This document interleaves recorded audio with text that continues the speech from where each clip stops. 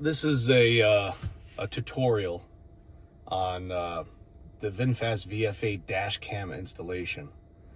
There are no videos online on how to do this. I did it. It took a while to figure out how to get this thing, on and off with the car. Let's see. I'm going to show you exactly how to hook this up. So you run the wire basically through the headliner all the way to the back. Fix the camera. All the way to the back. Run it all the way to the back. Connect the two. Once you connect the two, and in my case, let me open the hatch. Okay. In my case, I ran this through the rubber grommet here, which was easy to take off. Okay. And that's not the hard part. The hard part is getting it to turn on and off with the car. So here's the latch for the hood. And this is how you get it to turn on and off with the car. And this is a Vinfast VF8. Open it up. I ran it through the firewall there, no issues. Fuse box. Open this up.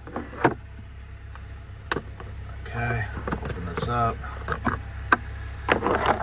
So basically, I connected this to a cigarette lighter converter fuse, which you can get on Amazon for like $8.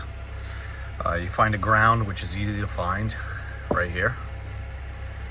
And the power line is going to this fuse right here. It's a 7.5 amp fuse. It controls some I guess, something that turns the car on and off, which is pretty much safe. It's been on there for a while now. So connect your dash cam, the cigarette lighter, male, into a female red and black, positive, negative cigarette lighter adapter. Ground it right here. Run the power line to this. The adaptive fuse didn't work because it was just throwing, all sorts of codes and stuff, but for the most part, this is how you hook up a dash cam to turn on and off with the car. Put this back. And this took a while to figure out. I mean, these cars are not easy to figure out, especially, they're electric.